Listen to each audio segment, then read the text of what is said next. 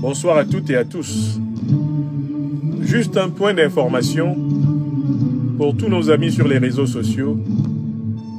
C'est une résolution citoyenne qui vient d'être servie par voie d'huissier par des milliers de militaires et de civils français à l'Assemblée nationale française. Et il est important que l'opinion internationale prenne connaissance de cette résolution. Je vous invite à partager cette émission. Elle est en exclusivité sur la page Facebook Franklin Nyamsi. Je voudrais vous donner lecture d'une résolution citoyenne, courageuse, véridique, une résolution légale et légitime de citoyennes et de citoyens français, notamment des forces armées de défense, appelant à respecter la loi, à respecter la Constitution. Cette résolution a été servie par voie d'huissier devant les présidents des deux assemblées parlementaires de la République française, la Haute Chambre, le Sénat, et la Chambre basse, l'Assemblée nationale.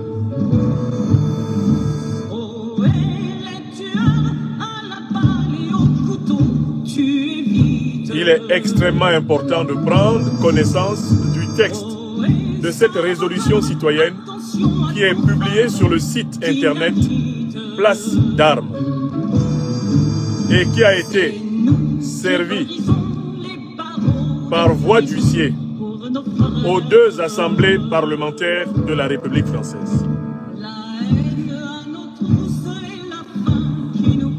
Il faut que l'opinion en France, en Europe et dans le monde soit au courant de cette initiative citoyenne qui assume courageusement le devoir de vérité et de justice.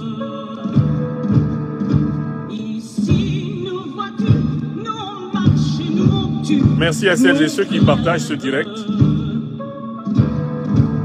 Et écoutez bien ce que la résolution citoyenne, signée par des milliers de militaires et de civils français et françaises, en date du 17 avril 2025. Écoutez bien ce qui est dit dedans.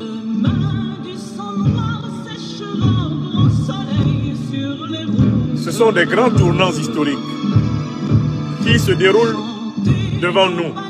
Et si on n'avait pas un suivi et un regard, ces choses pourraient nous échapper.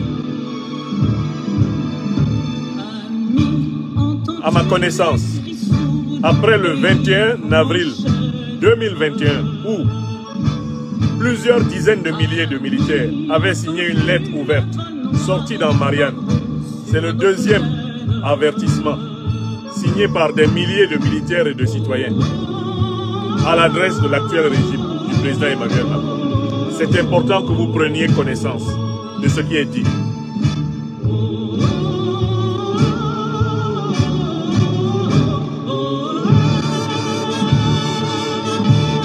Alors voici ce que dit la résolution citoyenne que j'ai découverte aujourd'hui. On la trouve sur le site Place d'Armes, la tribune des militaires, www.place-armes.fr. Je vous donne lecture de la tribune qui est donc sur le site Place d'Armes. Je vais vous montrer le site pour qu'il soit facile à chacun d'aller éventuellement retrouver l'original. Voici le site en question. Voilà, c'est ce site-ci. Si vous cherchez, vous trouverez. Il s'appelle Place d'Armes. Si vous faites place-armes.fr, c'est un site connu. Voici ce qui est écrit. Depuis de nombreux mois, la France mobilise sa diplomatie, ses finances et ses armées dans le conflit russo-ukrainien. Le président de la République n'a jamais reçu pour cela l'aval ni du peuple ni du Parlement.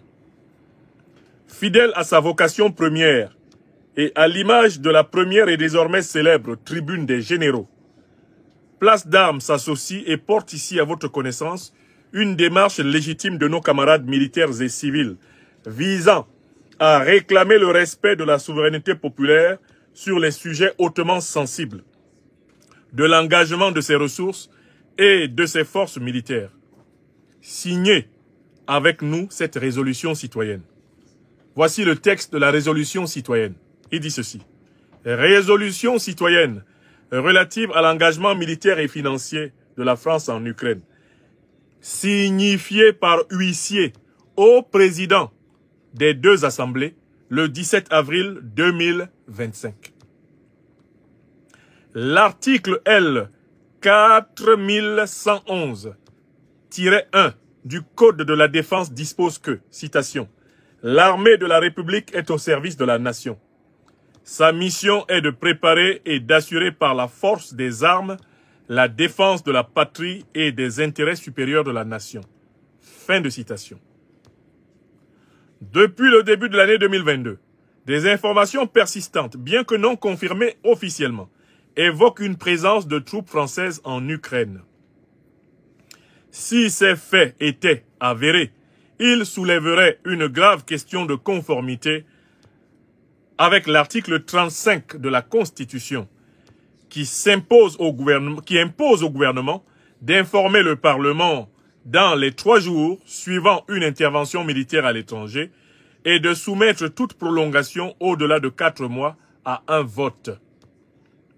Or, à ce jour, aucune communication claire n'a été faite devant les assemblées, laissant les citoyens dans l'ignorance et privés de leur droit à un contrôle démocratique sur l'emploi de leur armée. Je relis ce paragraphe une deuxième fois. Or, à ce jour, aucune communication claire n'a été faite devant les assemblées, laissant les citoyens dans l'ignorance et privés de leur droit à un contrôle démocratique sur l'emploi de leur armée. Une troisième fois, je relis ce paragraphe-là.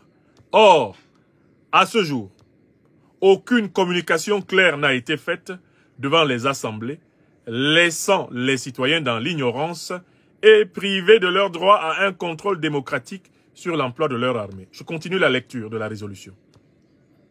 Par ailleurs, les accords de sécurité franco-ukrainiens signés le 16 février 2024, prévoyant un soutien militaire et financier de 3 milliards d'euros pour 2024 et un engagement militaire pluriannuel, auraient dû être ratifiés par le Parlement en application de l'article 53 de la Constitution, qui impose une ratification parlementaire des traités internationaux ayant des incidences financières significatives sur les finances publiques. À titre d'exemple, le 7 février 2024, l'accord de coopération en matière de défense entre la France et la Papouasie-Nouvelle-Guinée, pourtant bien moins engageant pour les finances publiques que celui conclu avec l'Ukraine, a fait l'objet d'une ratification parlementaire en application de l'article 531. Or, à ce jour, le Parlement n'est pas intervenu pour ratifier les accords de sécurité franco-ukrainiens, ce qui met en cause leur légalité et leur opposabilité, tant à la nation qu'aux citoyens français, pourtant appelés à contribuer financièrement au soutien militaire à l'Ukraine. Je relis ce paragraphe-là une deuxième fois. Or, à ce jour, le Parlement n'est pas intervenu pour ratifier les accords de sécurité franco-ukrainiens, ce qui met en cause leur légalité et leur opposabilité, tant à la nation qu'aux citoyens français, pourtant appelés à contribuer financièrement au soutien militaire à l'Ukraine. Une troisième fois, je relis ce paragraphe-là. Or, à ce jour, le Parlement n'est pas intervenu pour ratifier les accords de sécurité franco-ukrainiens, ce qui met en cause leur légalité et leur opposabilité, tant à la nation qu'aux citoyens français, pourtant appelés à contribuer financièrement au soutien militaire à l'Ukraine. Suite. De surcroît, l'article 55 de la Constitution prévoyant que, citation, les traités ou accords régulièrement ratifiés ou approuvés ont dès leur publication une autorité supérieure à celle des lois, sous réserve pour chaque accord ou traité de son application par l'autre partie, fin de citation, L'absence de ratification régulière par le Parlement pose la question de la légalité des livraisons d'armes issues des stocks de l'armée française à l'Ukraine pour qu'elle les utilise contre la Fédération de Russie, contre laquelle notre pays n'est pas en guerre. Je reprends cet extrait. L'absence de ratification régulière par le Parlement pose la question de la légalité des livraisons d'armes issues des stocks de l'armée française à l'Ukraine pour qu'elle les utilise contre la Fédération de Russie, contre laquelle notre pays n'est pas en guerre. Une troisième fois. L'absence de ratification régulière par le Parlement pose la question de la légalité des livraisons d'armes issues des stocks de l'armée française à l'Ukraine pour qu'elle les utilise contre la Fédération de Russie, contre laquelle notre pays n'est pas en guerre. En effet, l'article 411-3 du Code pénal dispose, citation, « Le fait de livrer à une puissance étrangère, à une entreprise ou une organisation étrangère, ou sous contrôle étranger, ou à leurs agents, des matériels, constructions, équipements, installations, appareils affectés à la défense nationale, est puni de 30 ans de détention criminelle et de 450 000 € d'amende. » Fin de citation. Enfin, les déclarations récentes du président de la République évoquant un éventuel déploiement de troupes françaises en mai 2025, ainsi que la mutualisation de l'usage de l'arme atomique, imposent un débat parlementaire préalable pour garantir la légitimité de tels choix au nom de la nation. C'est la condition sine qua non de la légalité de l'intervention de l'armée.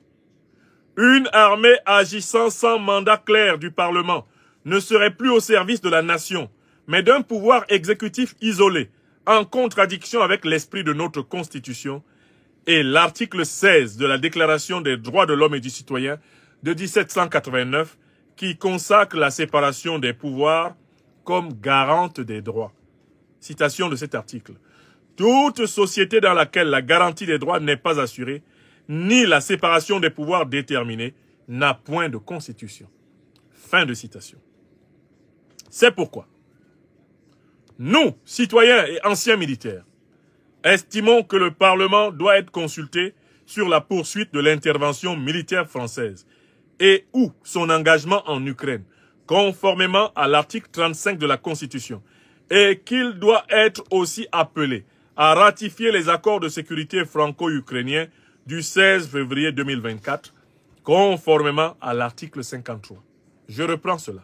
C'est pourquoi nous, citoyens et anciens militaires, estimons que le Parlement doit être consulté sur la poursuite de l'intervention militaire française et ou son engagement en Ukraine conformément à l'article 35 de la Constitution, et qu'il doit être aussi appelé à ratifier les accords de sécurité franco-ukrainiens du 16 février 2024, conformément à l'article 53.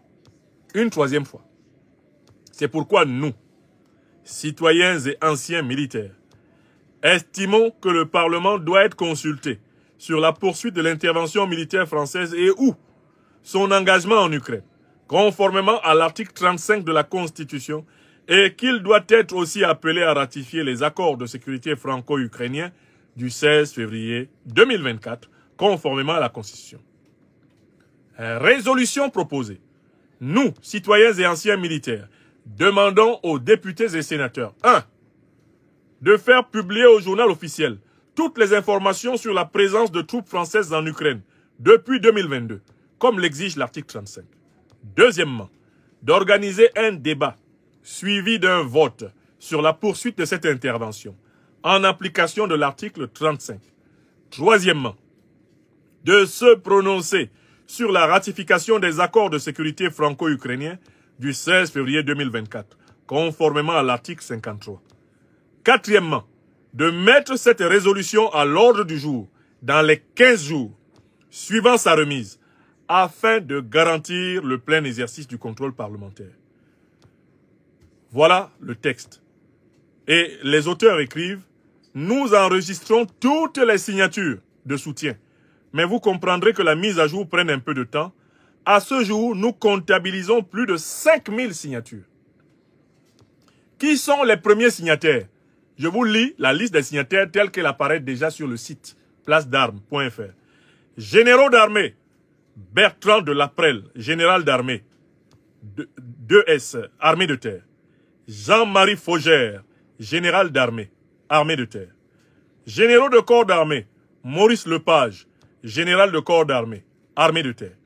Généraux de division, Philippe Châtenoux, général de division, armée de terre. Philippe Galineau, général de division, armée de terre. Généraux de brigade, Dominique Delawarde, général de brigade, armée de terre. Alexandre Lalanne Berdoutic, général de brigade, armée de terre. Marc Jeannot, général armée de terre. Paul Pelizari, général de brigade, armée de terre. Marc Pétier, général de brigade, armée de terre. Daniel Gromer, général de brigade aérienne, armée de l'air et de l'espace. Claude Gaucheran, contre-amiral, marine nationale. Hubert de Gévigné, contre-amiral, marine nationale. Jean-Marie Parahi, général, artillerie. Michel Dessette, général, gendarmerie. Laurent Aubigny, général de brigade aérienne, armée de l'air et de l'espace. Jean-François Boireau, général de brigade artillerie. Daniel Scheffer, général de brigade cadre spécial. Michel Georges Chou, général de brigade armée de terre. Maintenant les colonels. Yves Bréard de Boissanger, colonel de l'armée de terre. Alain Corvez, colonel armée de terre. Paul Busquet de Caumont, colonel. Bernard Dufour, colonel armée de terre. Daniel Badin, colonel armée de terre. Jacques Pélabeuf, colonel armée de terre. Hubert de Goesbriand, colonel armée de terre. Éric Gauthier, colonel armée de terre. Didier Fourcade, colonel armée de terre. Pierre Brière, armée de terre, colonel. Pascal Bègue, commissaire colonel armée de terre. Jacques de Foucault, colonel armée de terre. Philippe Rideau, colonel armée de terre. Jacques Hogarth, colonel armée de terre. Frédéric Pince, colonel armée de terre. François Richard, armée de terre, colonel. Frédéric Sen, colonel armée de terre. Régis Chamagne, colonel armée de terre. Philippe de Masson d'Autun, capitaine de vaisseau, marine nationale. Christophe Assema, officier supérieur, armée de terre. Olivier Fro, commissaire colonel, armée de terre. Denis Kremer, médecin en chef, service de santé des armées. Bruno Weibel, médecin en chef, service de santé des armées. Jean-Pierre Reynaud, médecin en chef, service de santé des armées. Marc Humbert, cadre spécial, armée de terre. Jean-Claude Alibert, colonel, armée de terre. Jacques Amiot, colonel air. Jérôme Henrès, colonel, armée de l'air. Jean-Jacques Benomar, colonel, infanterie. Patrick Blanc, colonel, TDM. Jean-Louis Chanas, colonel, infanterie. Jean Collin, colonel, infanterie. Gérard David, colonel, infanterie, légion étrangère. Guénolé de Mareuil, colonel. Michel Dumarche, colonel, infanterie. Jean-Pierre Dutartre, colonel, infanterie. Viclouf Elem, colonel, ABC. Pierre Enclos, colonel, gendarmerie. Patrick Ferrand, colonel, infanterie. Christian Galero. La liste s'allonge. Il y a des lieutenants-colonels. Je voulais simplement vous donner une lecture de la liste. La liste est en train de s'allonger depuis plusieurs heures. Je ne voudrais pas y passer tout le temps à vous la lire. C'est une information qu'il est important de partager et que chacun est appelé à aller vérifier. C'est une résolution qui a été servie par voie d'huissier. Elle demande au président français actuel, Emmanuel Macron, de respecter la Constitution. C'est-à-dire de ne pas faire entrer la France en guerre sans avoir à respecter les règles constitutionnelles en la matière. Je trouve cette résolution à la fois légale et légitime.